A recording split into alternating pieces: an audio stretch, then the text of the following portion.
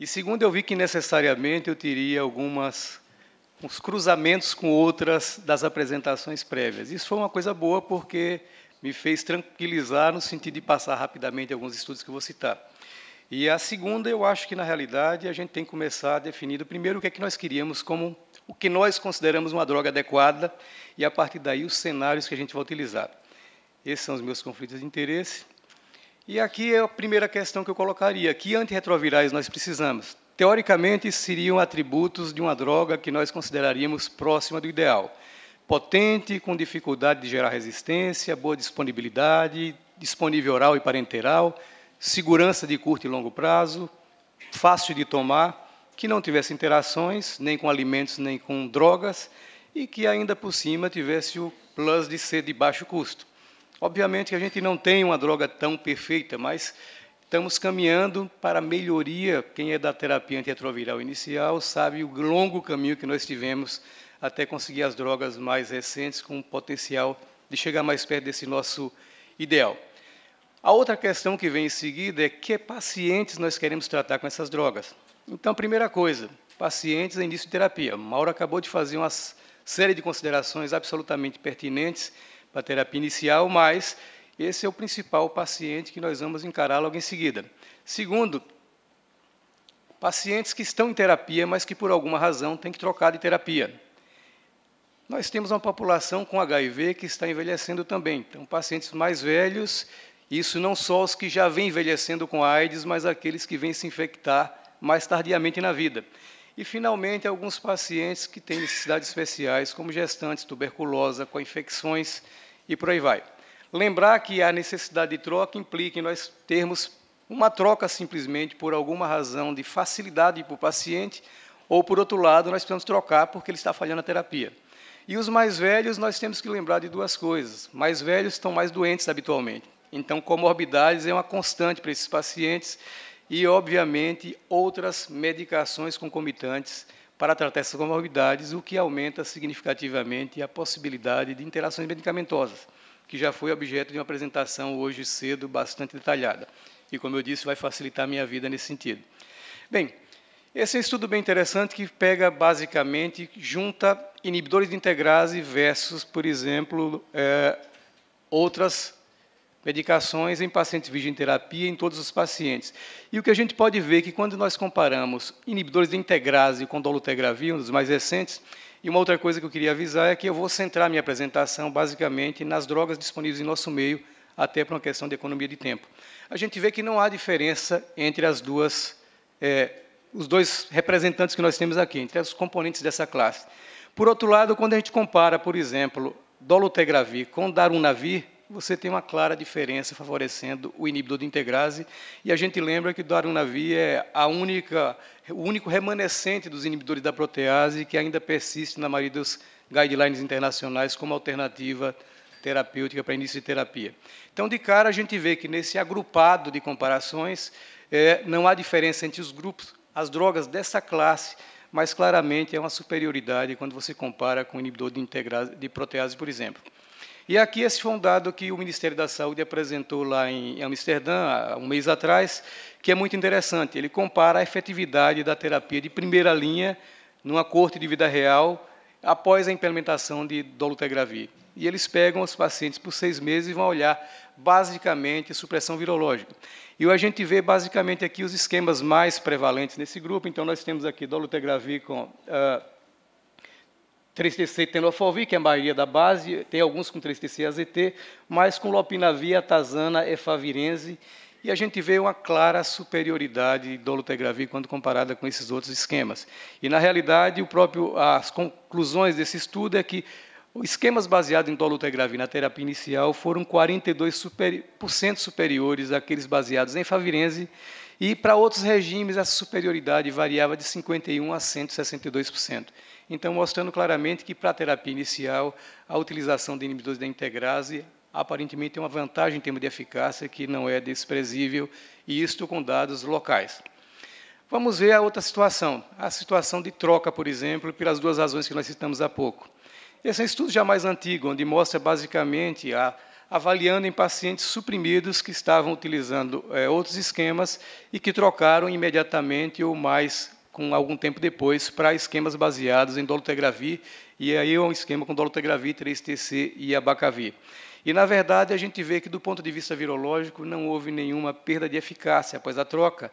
E, embora você tenha notado aqui que nós temos, por exemplo, 11 pacientes com interrupção por eventos adversos, por outro lado, a maioria dos pacientes aprovou e achou que a qualidade de vida deles era melhor utilizando dolutegravir. Esse é um estudo que foi basicamente para avaliar a tolerabilidade e a aceitabilidade dessa troca nesses pacientes. Por outro lado, esse aqui já é o estudo que avalia esta troca num contexto de redução de risco de doença cardiovascular. Então, novamente, nós temos um grupo de pacientes que mantém a terapia anterior, baseada em IP, que é reforçado, mais 2 NUCs, e troca mais tardiamente, e um grupo que troca de imediato. E, na verdade, o que nós vemos também é que, de novo, não há uma perda de eficácia virológica no grupo e troca, a supressão virológica no segmento foi muito semelhante e nota-se claramente um benefício do ponto de vista de diminuição de lípides aqui, e nos pacientes que falharam, como na maioria desses estudos, não houve evidência de surgimento de resistência virológica nesses grupos. No SWORD, por outro lado, 1 e 2, a troca é para uma terapia dupla, já é uma simplificação, onde você tem uma combinação dolutegravir e upivirina. Nós vamos ter uma apresentação posterior aí sobre simplificação de terapia, de modo que eu acho que isso vai ser visto mais em detalhes lá adiante, mas, na verdade, o que vê é que nesse grupo, mesmo após estratificação para idade, sexo, raça, você tem índice de supressão virológica muito semelhantes entre os pacientes que trocaram e os que não trocaram. E um dado interessante é que os pacientes que, após a troca, apresentam melhoria nos índices de remodelamento ósseo. Então, aqueles marcadores de alterações ósseas, de turnover ósseo, foram significativamente melhores nos pacientes que trocaram para o inibidor de integrase do que aqueles que persistiram com a terapia inicial. Bem, e na falha terapia, quando essa troca é devido a uma necessidade, o paciente está falhando, o que é que nós temos de evidências? Esse é um dos estudos mais antigos, nós participamos desse lá com alguns pacientes em Salvador, o Sailing, onde você pegava pacientes em falha e trocava por dolutegravir e comparava com raltegravir em pacientes virgem de terapia, aqui na realidade, virgem de terapia com inibidor de integrase, e eram seguidos esses resultados em 48 semanas.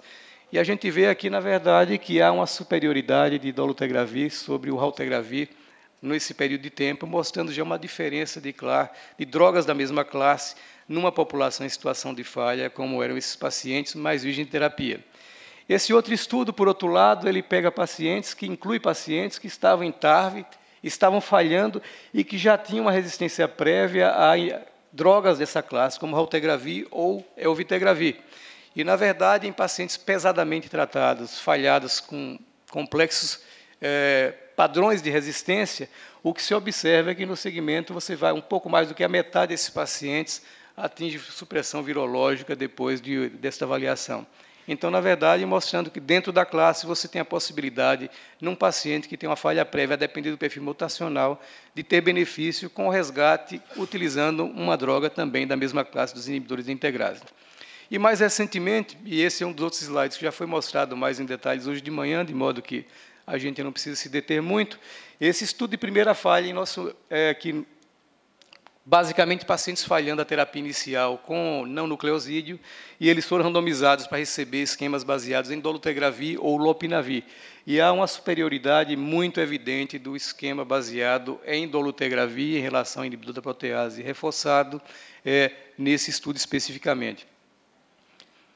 Bem, e os pacientes com comorbidades, o que nós temos a respeito disso? A disfunção renal pode acontecer em um desses pacientes.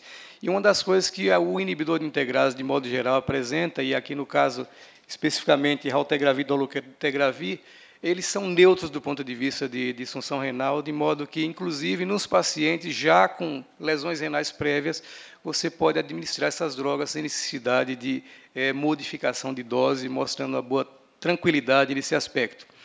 Em concentração, na questão das... quando o paciente tem problemas ósseos e você teme agravar numa troca, essas são as recomendações do DHHS, por exemplo, e que corrobora aqueles dados que eu mostrei há pouco no estudo SWORD, onde você tem um benefício depois da troca do inibidor de protease para dolutegravir.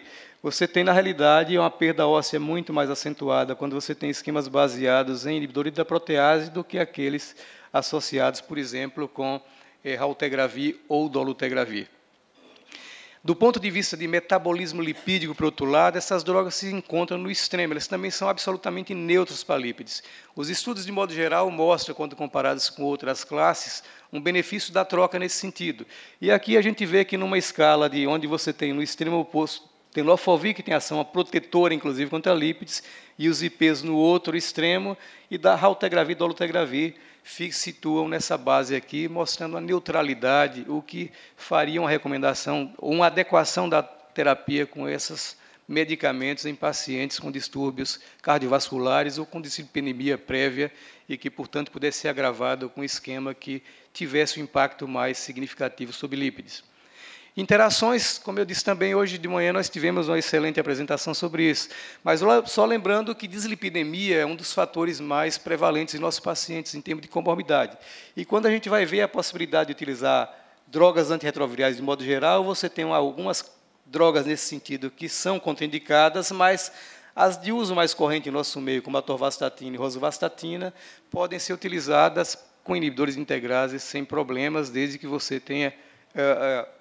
na verdade, você pode utilizar aqui com essas drogas todas, mas quando você vai ver inibidor de integrase, raltegravir ou dolutegravir, você não tem uma interação significativa que pudesse impactar negativamente o paciente.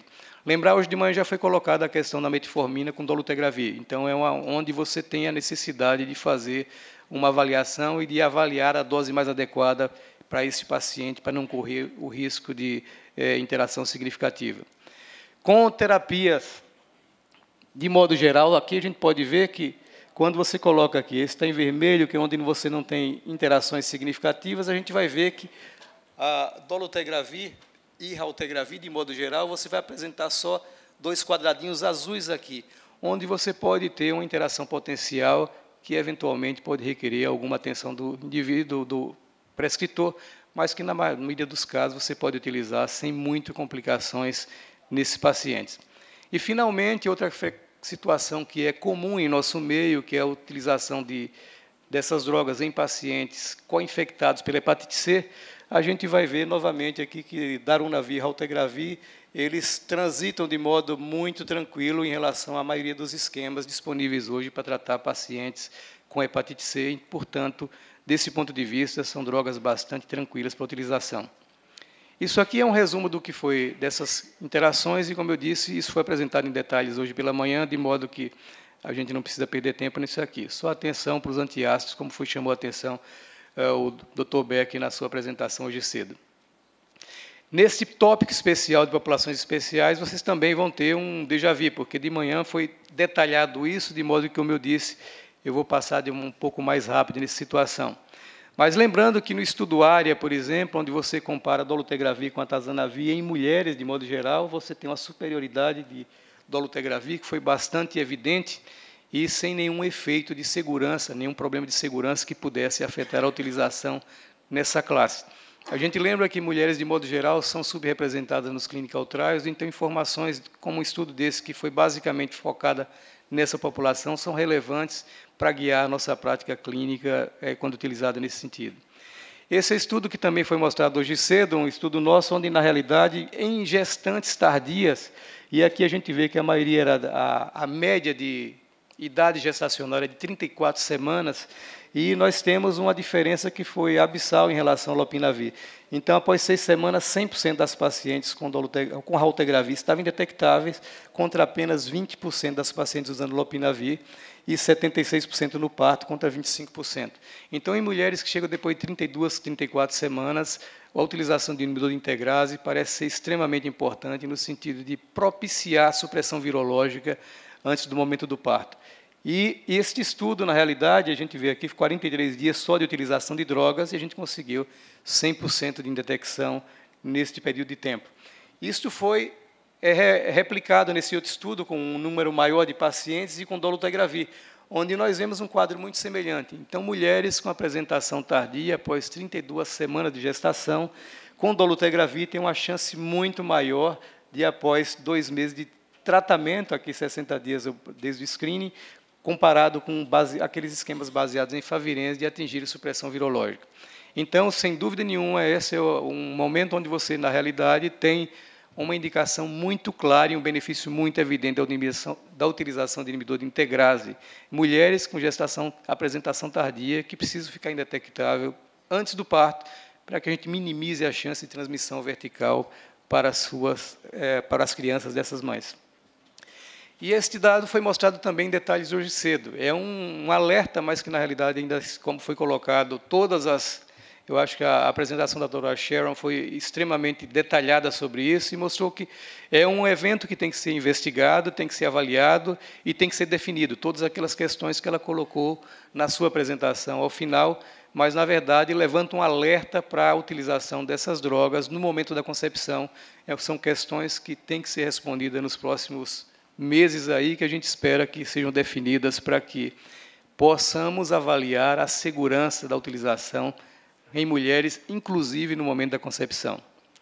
Bom, em tuberculose, esse outro dado também foi mostrado, mas só para a gente lembrar, como eu disse rapidamente, que essa é uma população que, em nosso meio e em países em desenvolvimento, a tuberculose seguramente é um dos problemas mais importantes, mais impactantes, inclusive em termos de mortalidade, e o INSPIRE mostrou que, pelo menos, você utilizando a dose dobrada e comparado isso com o esquema baseado em efavirense, nós temos uma igualdade, ou pelo menos uma não inferioridade de eficácia ao final do tratamento, e, aparentemente, a dose dobrada permite uma certa equivalência farmacológica do que se observou em pacientes usando dose única sem rifampicina, com as ressalvas que foram colocadas pelo Dr. Beck hoje pela manhã. E lembrando que o REFLAT atingiu resultados muito semelhantes, com estratégia muito semelhante, só que utilizando raltegravir ao invés de dolutegravir. E eu volto a chamar a atenção aqui a questão que, nesse estudo, se utilizou dose dobrada de raltegravir comparado com efavirense versus dose simples de raltegravir. E a dose dobrada teve o pior resultado dos 3 braços. Então, na realidade, essa é uma das razões pelo aquele meu comentário de manhã, e, na nossa experiência, usar a dose simples nesse paciente funciona tão bem, e eu, particularmente, acho que minimiza efeitos adversos e, portanto, pode maximizar a resposta terapêutica na população, pelo menos virgem terapia. Simplificação da terapia também seria outra coisa desejável para drogas que nós pudéssemos utilizar no dia a dia de maneira otimizada. Provavelmente isso vai ser falado em detalhes daqui a pouco pelo Dr. Pedro Kahn, de modo que eu vou falar muito rapidamente. Esse é um estudo do grupo dele, lá em Buenos Aires, que eu acho que um estudo com um número pequeno de pacientes, mas que mostrou que dupla terapia teve um resultado muito bom na população virgem de tratamento, dolutegravir com lamivudina. Esse outro estudo amplia o número de pacientes, dolutegravir também com lamivudina em pacientes virgem de terapia, e nós temos, na verdade, também uma equivalência aqui de resposta virológica, mostrando que essa estratégia realmente pode ser algo mais significativo. E agora, na Conferência de Amsterdã, os dados do Gemini, já com um N mais robusto de pacientes, e que mostram também que a eficácia virológica foi razoavelmente equivalente em pacientes com dupla terapia, comparado com esquemas convencionais. E, para resumir esses dados todos, eu trouxe algumas coisas da atualização da OMS para os seus guidelines. Eu acho que o guideline da OMS, as recomendações são bem interessantes, porque são voltadas mais para países com realidade muito próxima da nossa. E eles trouxeram algumas coisas que compilam alguns dados. Este aqui, por exemplo, a segurança e eficácia do dolutegravir e efavirense na terapia inicial. E coloca aqui, em termos de supressão viral em 2 anos, interrupção de tratamento e recuperação de CD4, o dolutegravir parece melhor, com nível de evidência aqui de alto a moderado. Para mortalidade e progressão para AIDS, o evento adverso, eles foram comparáveis, embora o índice de evidência aqui, o grau de confiabilidade tenha sido mais baixo. E, na verdade, chama a atenção esses 3 pontos iniciais, onde há uma superioridade, de acordo com esse levantamento que eles fizeram, baseado em revisão sistemática e meta-análise, de que dolutegravir teria vantagem sobre a efavirense nesses aspectos. E aqui alguns cenários em relação, principalmente, à gestação. Então, você vê que aqui o guia americano, o britânico e a OMS não recomendam na terapia na terapia de gestantes no início da gravidez. Na gestação tardia, você tem variações importantes entre os guias. Em mulheres que não estejam utilizando contracepção, estejam em idade fértil, os 3 contraindicam, os 3 aceitam se elas estiverem utilizando o método adequado de contracepção. E em pacientes, em mulheres que já estejam utilizando dolutegravir, os 2 primeiros bloqueiam ou contraindicam na gestação prévia, enquanto a OMS coloca uma questão mais ainda a ser esclarecida. Na gestação tardia ou em mulheres usando contracepção, nenhum problema. E, novamente, em mulheres com idade fértil que não estejam usando contraceptivo, isto aí é contraindicado devido às questões levantadas pelo estudo de Sepamo, que foi mostrado em detalhes agora pela manhã. Aqui, na verdade, também a comparação para a terapia inicial de adultos e adolescentes com HIV. O europeu, o americano e a OMS, a gente vê novamente aqui que, em relação ao backbone, não tem muito problema. Inibidor de integrase, você tem dolutegravir aparecendo como o verde aqui, sem nenhuma contraindicação, nos 3 guidelines, enquanto que você tem, basicamente, algumas restrições aqui para elvitegravir e raltegravir no guideline da OMS.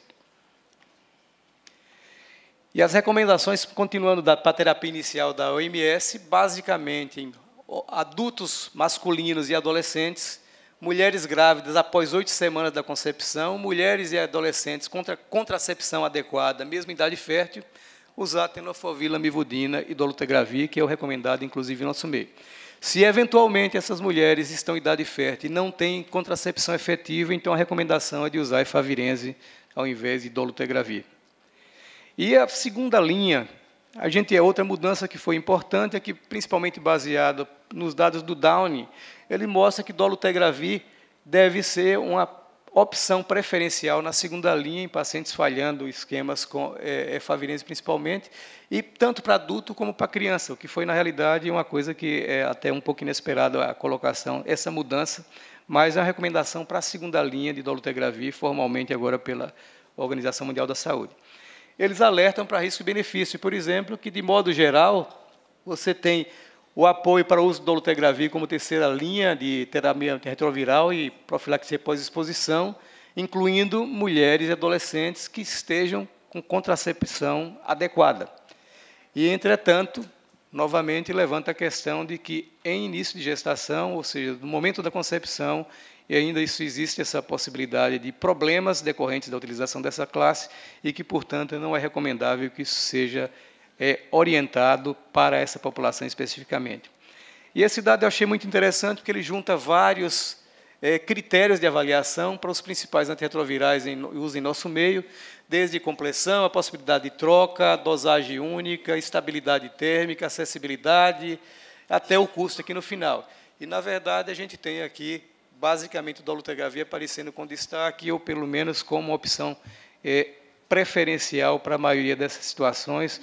Então, reforça, isso aí é um sumário que eu acho que diz basicamente as razões que levaram a OMS a fazer essas modificações recentes nos seus guidelines e suas recomendações para países em desenvolvimento como o nosso.